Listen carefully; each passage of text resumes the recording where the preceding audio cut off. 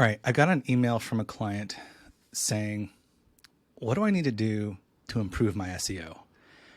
He was worried about, being found and having the right keywords and the metadata and all that stuff. And it's important, but unfortunately, SEO is kind of dead as a main tool of marketing. Let me tell you why. The name of the game now is about being heard, not being found. So the tools of distribution have greatly outpaced the tools of being discovered. So my reply to him was basically, along with your SEO efforts, sure, do that. It makes a healthy site. It makes a good site. But if you're focusing on being found in a crowded room, basically in a crowded market, you're playing a losing battle. You're playing not to lose instead of playing to win, that whole thing. And so basically my point to him was that the tools for being heard have greatly outpaced the tools for being found.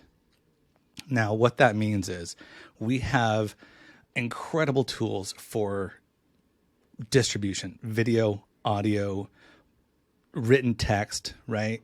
All these social platforms, YouTube, podcasts, Twitter, you name it, all of these places.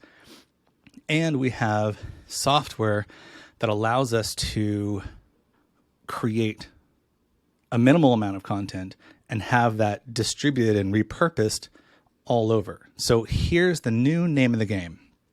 Instead of saying, I hope to be found for something, you create content to tell people what to look for. So imagine this scenario. I'm not a realtor, but let's say I was a realtor. Let's say my name was John Zeter and I was a realtor in Marin. You could either hope people search for a property in Marin, or you can create content that help buyers understand what they're doing and help sellers understand what they're doing to help buyers get the best return on their investment, offer sellers how to get top dollar for their property. You could start creating videos about legal codes or tax loopholes or flipping houses and tactics for doing that. And, imagine if you created, I'm going to spitball here. I don't know anything about the real estate industry, but here's kind of a fictitious scenario, right? Imagine I was John in Marin and I put videos out saying things like, hey, if you're looking to flip houses, you've got to know about this tax form XYZ because it helps you. It means you don't need to report earnings from a house until something else or some sort of tax benefit. I'm not a realtor, but if you were doing that, you would be creating ideas in people's heads that now they can go search for. And you're creating and positioning yourself as the authority who knows how to help them. So what if you were this realtor in Marin and you're telling people how to do this? Well, if I was a house flipper, if I was my jam is to flip houses, or maybe even creating Airbnbs or whatever, I might want to go look to see where he's doing his business and go buy houses there. He's already created a rapport with me. He's already helped me. He's already explaining that he's the authority in this. He's obviously knowledgeable and he's helpful. So we're bringing in that law of reciprocity.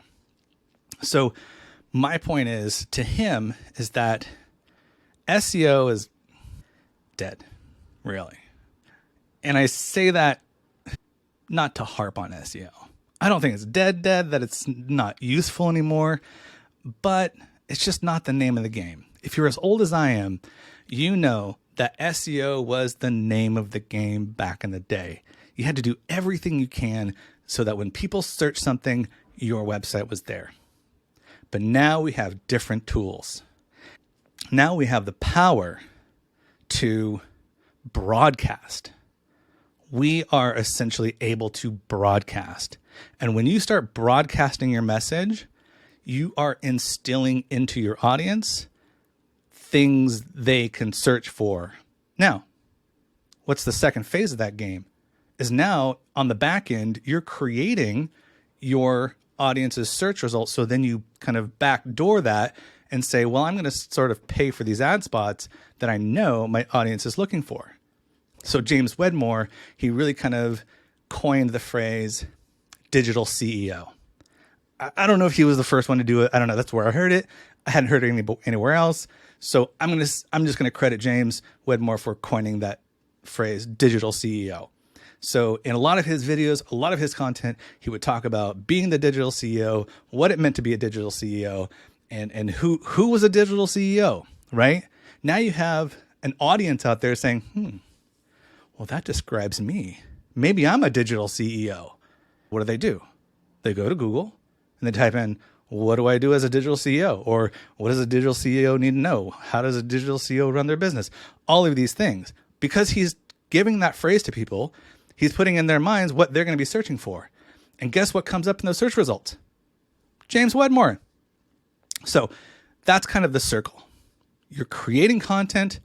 You're giving people reasons to search you and look for you and identify with you. And then, of course, with the SEO on the back end or just paid advertisement on Google, you're making sure that you're in that top feed when they inevitably search for your specific terms that you're seeding to your audience. All right. I hope that was helpful. If you like this, hit that like button and subscribe. If you're listening to this on the podcast, leave me a review and drop some questions in the comments, and I will talk to you next time.